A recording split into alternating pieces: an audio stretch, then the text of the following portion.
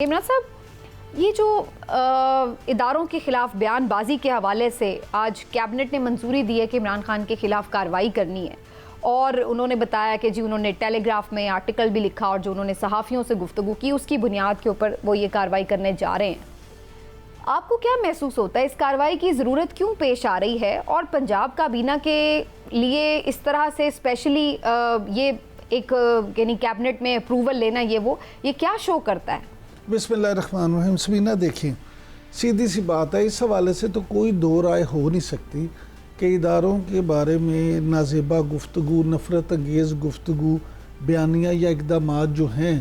ان کو کسی طور بھی نظر انداز نہیں کیا جا سکتا۔ لیکن آپ یہ دیکھیں کہ 9 مئی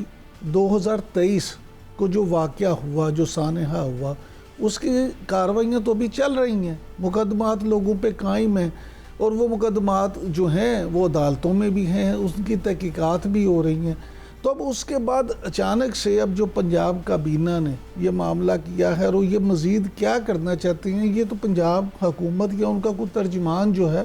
وہی بتا سکتا ہے۔ میں یہ سمجھتا ہوں کہ جیسے آپ نے اپنے انٹرو میں کہا کہ جو انہوں نے ٹیلی گراف میں لکھا بانی پی ٹی آئی نے، یا جس طرح کی انہوں نے میڈیا سے گفتگو کرتے ہوئے کی، کیونکہ آج یہ بھی جب کابینہ سے انہوں نے منظوری لی ہے تو اس کے بعد یہ بھی بات آئی ہے کہ جی وہ جو میڈیا سے انہوں نے گفتگو میں جو باتیں کی تھیں، جو وہ صحافیوں سے اس کی تصدیق کی گئی ہے، اور اس طرح کی باتیں، تو اس حوالے سے مزید ان پہ کوئی مقدمات بنانے کی ان کی خواہش ہے یا کوشش ہے۔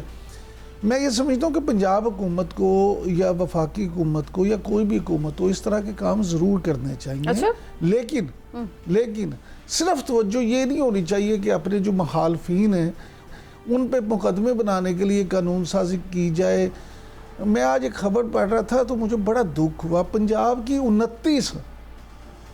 یونیورسٹیز اس وقت ایسی ہیں جہاں پہ مستقل وائس چانسلر نہیں ہیں، اور آپ کو سن کے حیرت ہوگی کہ لاہور جو صوبائی دارالحکومت ہے اور پنجاب کا سب سے بڑا شہر ہے، اس کی جو 3 سب سے بڑی یونیورسٹیز ہیں، Punjab university, university of engineering and technology جسے عرف عام میں UET کہا جاتا ہے، اور GC یونیورسٹی، ان میں بھی مستقل وائس چانسلر نہیں ہیں۔ یعنی کہ کیا حکومتوں کا کام ترجیحات صرف اب یہی رہ گئی ہیں کہ آپ نے صرف یہی کام کرنا ہے کہ اپنے مخالفین جو ہیں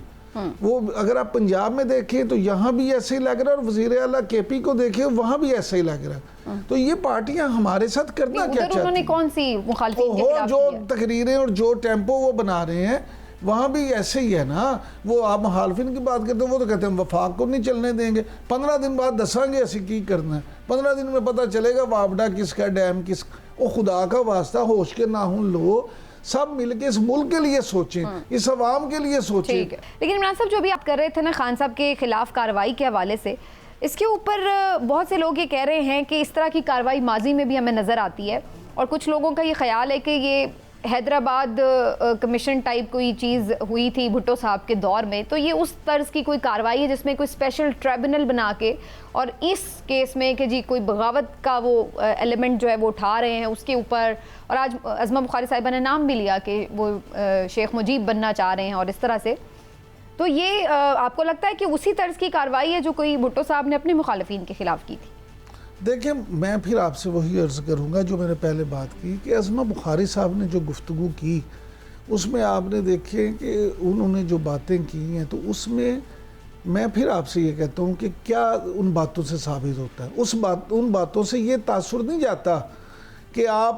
صرف میرٹ پہ یہ کام کرنے جا رہے ہیں، اس سے یہ تاثر جاتا ہے، یہ تاثر ابھرتا ہے کہ شاید آپ اپنے مخالفین کو برداشت نہیں کر رہے۔ اچھا، یہ پھر میں آپ سے کہوں گا کہ صرف مسلم لیگ نون کا ہی معاملہ نہیں ہے، ہمارے ہاں یہ المیہ ہے کہ جو بڑی سیاسی جماعتیں، دیکھیں پاکستانی سیاست سے آپ PTI کو نظر انداز تو نہیں کر سکتے۔ اگر آپ نظر انداز نہیں کر سکتے تو پھر ان کو بھی چاہیے کہ وہ بھی کوئی اس طرح کا ماحول بنائیں اور پارلیمنٹ میں بات کریں، پارلیمنٹ میں جا کے اگر ان کے پاس 92 لوگ موجود ہیں، وہاں اچھی بڑی سیٹیں ہیں، اپنے تمام مطالبات چیزیں وہاں پہ ڈسکس کریں. اب وہ بھی صرف یہ کہہ دینا کہ جی ہم صرف اسٹیبلشمنٹ سے بات کریں گے, ان کا بھی رویہ اس طرح سے ٹھیک نہیں ہے. یہ جو گرینڈ ڈائلاگ کی بات ہو رہی ہے, اگر اس طرح کی کوئی بات نہیں ہوگی, اگر سیاستدان سر جوڑ کے نہیں بیٹھیں گے, تو آپ یقین کریں سب سے زیادہ نقصان ان کا اپنا ہوگا. چیز پہ عمران صاحب آپ کا ہی کامنٹ لینا چاہ رہی ہوں. شوکت یوسفزئی نے بھی ابھی بار بار یہ بات کی ہے, اور ہم ابھی میں جس طرح سے اس ہفتے کے واقعات کو میں کوٹ کر رہی تھی, تو یہ تاثر تو بڑا اب تقویت پکڑ چکا ہے کہ بالکل پاکستان تحریک انصاف کو دیوار سے بھی لگایا جا رہا ہے, ان کے ساتھ بہت زیادہ بعض اوقات لگتا ہے تجاوز ہو جاتا ہے. اب رؤف حسن صاحب کے اوپر اس طرح کا اٹیک جو ہے, یہ ایک بہت کویسچنیبل بات ہے. جو کل کارروائی کی ہے, آپ کو ضرورت محسوس ہوتی تھی کہ اس طرح سے جا کے ان کے مرکزی سیکریٹریٹ کو سیل کیا جائے اور اس کے اوپر اٹیک کیا جائے؟ اچھا سمینہ, یہ جو دو باتیں ہیں, رؤف حسن صاحب پہ جو اٹیک ہوا, تو آپ کو پتہ ہے سب سے پہلے ہم نے اس کی بھرپور مذمت کی کہ یہ تو کسی صورت میں بھی ہونا ہی نہیں چاہیے.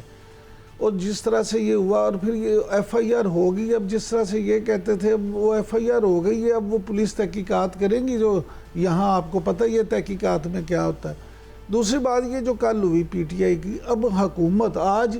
وہاں پہ پارلیمان میں آپ دیکھیں کہ وفاقی وزیر قانون اعظم نذیر طارق نے کیا کہا, اور سی ڈی اے والے کیا کہتے ہیں کہ جی ان کو بارہا نوٹسز دیے, لیکن انہوں نے کسی نوٹس کا کوئی جواب نہیں دیا, کسی پہ کوئی عمل نہیں کیا. ہم نے جا کے اس لیے یہ آپریشن کیا. نہیں لیکن یوسف صاحب یہ جو ہے نا اس طرح کی,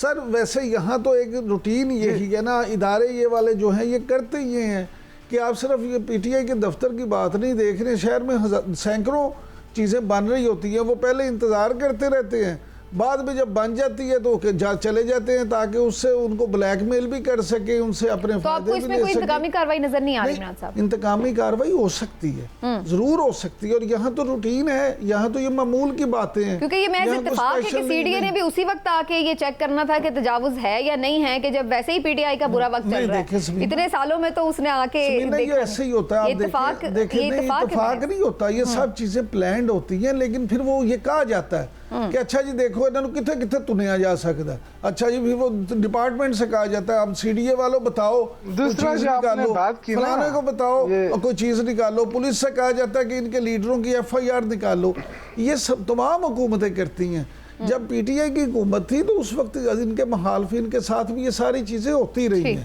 اس وقت بھی لوگوں کے گھر گرتے رہے ہیں. یہاں آپ کو یاد ہوگا علیم خان صاحب کا یہاں اس روڈ پہ ہمارے آفس سے چند فٹ کے فاصلے پہ کس طرح سے ان کی مارکیٹ گرا دی گئی تھی. تو یہ ساری چیزیں ان کے دور میں بھی ہوئی ہیں, لیکن معاملہ یہ ہے کہ ہمارے ہاں صرف اپوزیشن میں لوگوں کو یاد آتا ہے کہ یہ زیادتی یا انتقام کا نشانہ, حکومت میں نہیں آتا. جی شوکت یوسفزئی صاحب, اب آپ لوگوں کے ساتھ ہو رہی ہے تو اب آپ لوگوں کو نظر آ رہا ہے سب کچھ. پہلے آپ لوگ جب حکومت میں تھے, جی جی جی دیکھیں ہمارے پاس تو راستہ ہے, اب آئین قانون گو کہ اس پہ عمل تو نہیں ہو رہا ہے, نہ کوئی بالادستی نظر آ رہی ہے, نہ جمہوریت نظر آ رہی ہے, نہ کوئی پولیٹیکل. دیکھیں جب جس ایریا میں سیاسی سرگرمیاں نہیں ہو سکتی,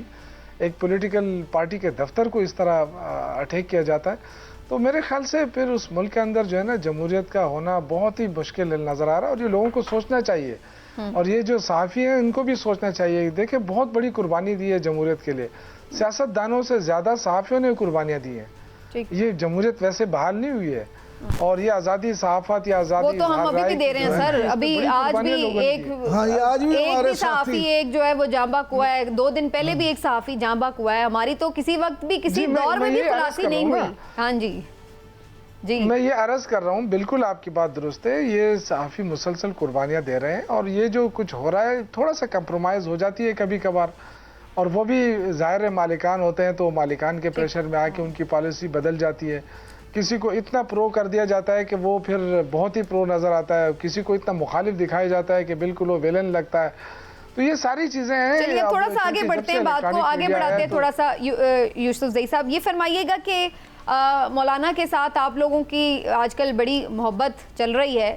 سنا ہے کہ مولانا ڈیزل سے وہ مولانا ڈیئر ہو گئے ہیں اب, تو یہ جو دوستی ہے یہ آپ کو آگے توڑ چڑھتی نظر آ رہی ہے؟ کیونکہ ادھر سے بھی کچھ تحفظات تو ابھی بھی ہیں. دیکھیں محبت ہونے میں کوئی ٹائم تو نہیں لگتا ہے. اچھا ایک نظر کی محبت ہے تو کسی وقت بھی ہو سکتی ہے اور کسی سے بھی ہو سکتی ہے.